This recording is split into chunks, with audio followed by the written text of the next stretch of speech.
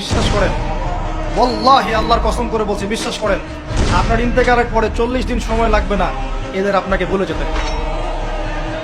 ওয়াল্লাহি আল্লাহর কসম করে বলছি, এই মানুষগুলোর কেউই আপনার প্রকৃত অর্থে আপন নন। আপনার অবস্থানকে তারা ভালোবাসে, আপনাকে তারা ভালোবাসে।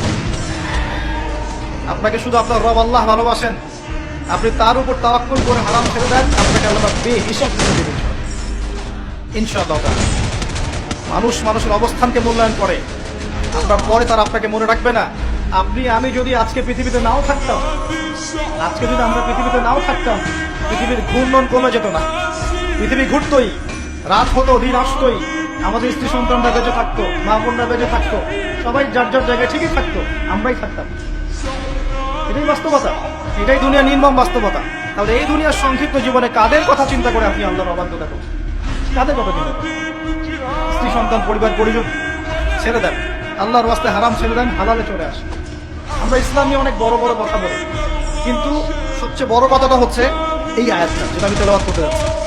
ইয়া আইয়ুহাল্লাযীনা আমানু, হে মুমিনগণ, আলাইকুম আনফুসাকুম, তোমরা নিজেরা আগে নিজেদের নফসটাকে ঠিক করো, নিজেরা ভালো হও, পরের দিকে আঙ্গুল পরে উঠাও, নিজেরা ঠিক হও। নিজে আগে জ্ঞান অর্জন করি, নিজে আগে আমল করি, নিজে আগে হালাল খাই, নিজে পরিবার ঠিক করি, নিজে আমি দিন ইসলামের জন্য ক্ষুদ্র পরিসরে কিছু করার চেষ্টা করি, অন্যের ভুলের দিকে আঙ্গুল পরে উঠাই। দেখবেন ইনশাআল্লাহ প্রত্যেকে যদি নিজের ফিকির করি, আস্তে আস্তে সমাজ ঠিক হয়ে যাবে। নিজে ঠিক না হলে কিচ্ছু ঠিক হবে না। আর নিজে ঠিক না হয়ে মানুষকে ঠিক করতে যাওয়া ঠিক নয়। একটা বাতি যখন জ্বলবে, একটা বাতি থেকে আরো অনেক বাতি জ্বলবে ইনশাআল্লাহ। আল্লাহ পাক আমাদের সবাইকে হালাল রিজিক অন্বেষণ করার তৌফিক এনায়েত করুন। আমি যাদের হালাল রিজিকের সমস্যা আছে, আল্লাহ পাক যেন বেহিসাব রিজিকের ব্যবস্থা করে দেন। আমি আপনার আমার সম্পদ সুদের মধ্য দিয়ে লুটে নেওয়া হয়েছে, সম্পদ পেপার মানির মধ্য দিয়েও সাক করা হয়েছে। পৃথিবীর একটা অংশ দিন দিন ধনী হয়েছে, আরেকটা অংশ ডে বাই ডে পভার্টি ডিস্ট্রিবিউশনের মধ্যে চলে গেছে। এগুলো বুঝতে আরো সময় লাগবে, আরো দিন যেতে দেন, 5 বছর 10 বছর যাক, আপনারা নিজেরাই বুঝতে পারবেন ইনশাআল্লাহ।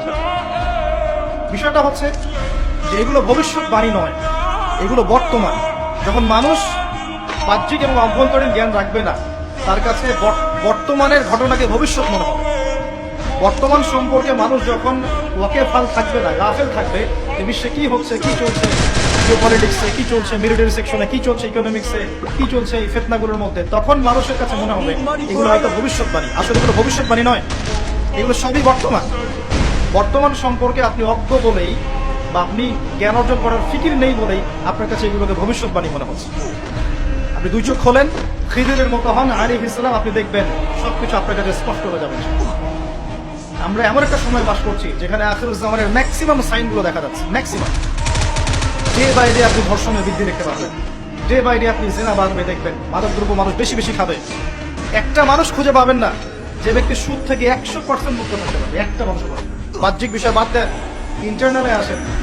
মনে করেন আমি একটা বাসার ভাড়া থাকি, বাসার মালিক লোন নিয়ে বাড়ি করেছে, আমার মতো আরো 10টা ভাড়াটিয়া আছে, সবার টাকা নিয়ে সে লোন শোধ করছে। পরোক্ষভাবে আমিও সুদ খাচ্ছি, আমিও সুদের সাথে সম্পৃক্ত আছি। এটা সেই জামানা, যে জামানা সম্পর্কে নবী সাল্লাল্লাহু আলাইহি ওয়াসাল্লাম বলেছিলেন যে যে ব্যক্তি সুদ থেকে দূরে থাকতে চাইবে, আখিরুজ জামানে তার গায়েও সুদের ছিটাফোঁটা গিয়ে লাগবে, কেউ মুক্ত থাকবে না। টপ টু বটম দেখবেন সুদী কারবারের সয়লা।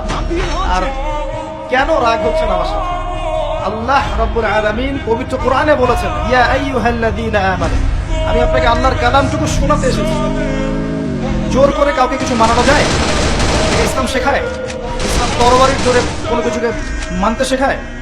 ইসলাম শুধু দাওয়াত দিতে শেখায়। ফাযাক্কির ইন্নামা আনতা মুযাক্কির, শুধু অনুবাদ করতে চাচ্ছে আল্লাহর কথা। যে কোনো আলেমের কাছে গিয়ে অনুবাদের সত্যতা যাচাই করে নিয়ে আল্লাহ বলছেন, ইয়া আইয়ুহাল্লাযীনা আমানু, হে মুমিনগণ, ইত্তাকুল্লাহ, তোমরা আল্লাহকে ভয় করো, ওয়া যারু মা বাকিয়া মিনার রিবা, সুদগুলো ছেড়ে দাও, শুধু অবশিষ্ট অংশগুলো ছেড়ে দাও। ইন কুনতুম মুমিনিন, যদি প্রকৃত অর্থে মুমিন হয়ে থাকো। ওয়া ইন লাম তাফআলু, যদি তোমরা এই কাজটা না করো, অর্থাৎ সুদ না ছেড়ে দাও।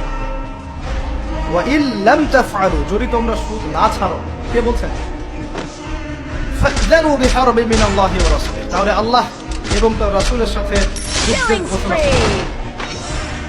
That is yours. The road is yours. রাস্তা আপনার, পথ আপনার। Choose your path. আপনি আপনার রাস্তা সিলেক্ট করেন। আপনি আল্লাহর সাথে যুদ্ধ করবেন, তার নবীর সাথে যুদ্ধ করবেন, নাকি এগুলো ছেড়ে দিয়ে আল্লাহ ওয়ালা হবেন? আপনার চিন্তা। কে আপনাকে বাধ্য করবে? কেউ নেই বাধ্য করে, কেউ বাধ্য করবে না। এটা আপনি ফিকির করবেন সারা জীবন যে হারাম রিজিকটা আপনি খাচ্ছেন, এইটা দিয়ে কি আপনার হজটা কবুল হবে কিনা, এটা দিয়ে আপনার উমরাটা কবুল হবে কিনা, এই টাকায় যখন সন্তান সন্ততি বড় হবে এরাও আল্লাহ ওয়ালা হবে কিনা আপনি ফিকির করেন। আপনি চিন্তা করেন যে নবী মুহাম্মদ সাল্লাল্লাহু আলাইহি ওয়াসাল্লাম জিনা শব্দটা মুখ থেকে বলতেও লজ্জা পেতেন, জানেন? আমাদের নবীজি জিনা শব্দটা মুখ দিয়ে বলতেও লজ্জা পেতেন। একজন সাহাবী এসেছেন, এসে বলেছেন যে আমি অন্যায় করেছি ইয়া রাসূলুল্লাহ, আমি অন্যায় করেছি ইয়া রাসূলুল্লাহ, আমাকে পবিত্র করুন, দুনিয়াতে আমাকে শাস্তি দিয়ে দিন, পরকালে আমাকে কোনো শাস্তি দিয়েন না। নবীজি মুখ ফিরিয়ে নেন, একবার ডানে একবার বামে মুখ ফিরিয়ে নেন, তার কথা যেন তিনি শুনছেন না। বলছেন বাসায় যাও, বাসায় গিয়ে ক্ষমা চাও আল্লাহ